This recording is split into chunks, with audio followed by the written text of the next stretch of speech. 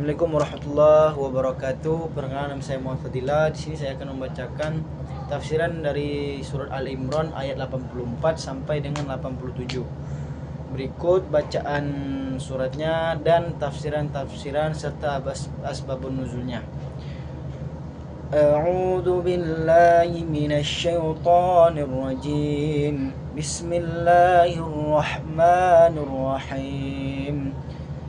قل آمنا بالله وما أنزل علينا وما أنزل على إبراهيم وإسماعيل وإسحاق ويعقوب والأسباط وما أوتي موسى وعيسى والنبيون من ربهم لا نفرق بين أحد منهم ونحن له مسلمون ومن يبتغ غير الإسلام دينا فلن يقبل منه وهو في الآخرة من الخاسرين كيف يهدي الله قوما كفروا بعد إيمانهم وشهدوا أن الرسول حق وجاءهم البينات والله لا يهدي قوم الظالمين أولئك جزاؤهم أن عليهم لعنة الله والملائكة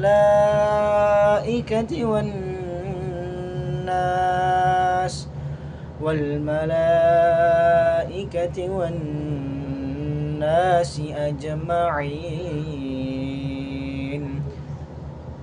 Baiklah, yang artinya adalah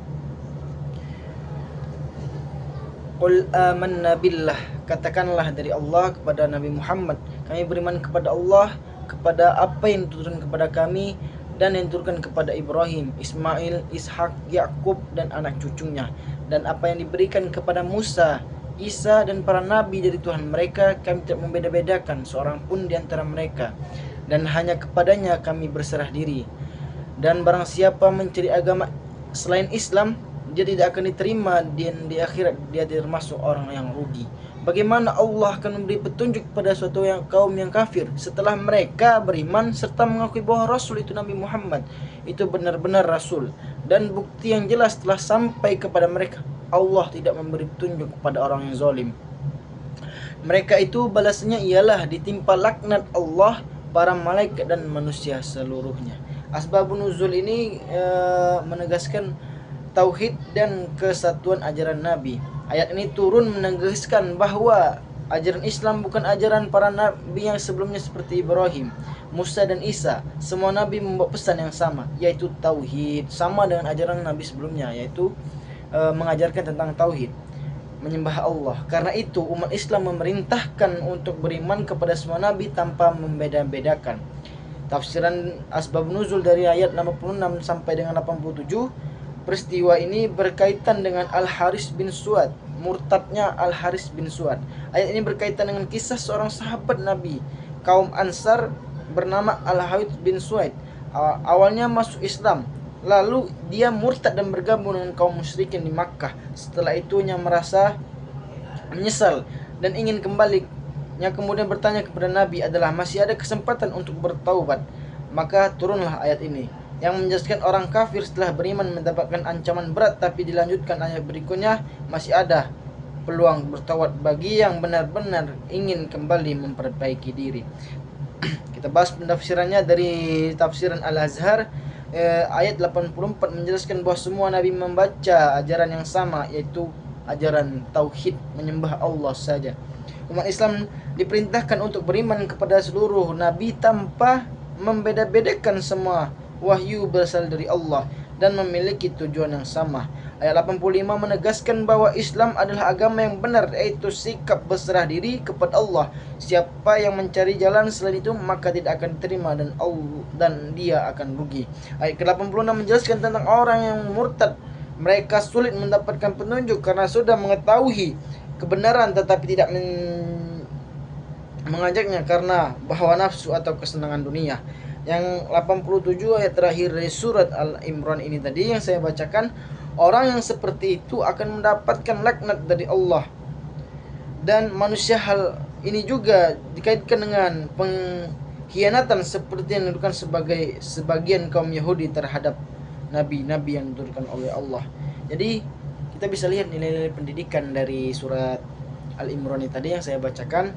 Yang pertama, kita bisa melihat menanamkan sikap terbuka kita dan inklusif.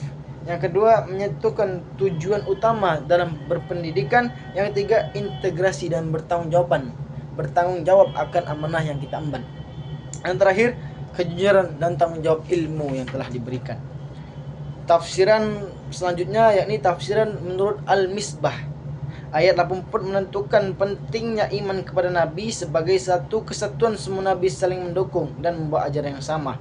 Ayat 86, Islam dimaknai sebagai kepatuhan total kepada Allah. Jika seorang tidak mengikuti ajaran Allah, maka amal tidak akan diterima meskipun terlihat baik di dunia. Ayat ke-86 menjelaskan kebenaran. Bagaimana mungkin orang yang sudah tahu kebenaran malah mengkhianati atau malah murtad, dan maka amal tidak akan diterima meskipun terlihat bau di dunia. Menjelaskan kebenaran, tidak memberi petunjuk kepada orang-orang yang zalim dan menutup diri bagi kebenaran. Ayat 87 menjelaskan hukum berupa laknat jauh dari laknat rahmat Allah. Laknat ini datang dari Allah. Malaikat dan manusia mereka akan terus dalam keadaan itu tanpa keringanan dari Allah Subhanahu wa taala.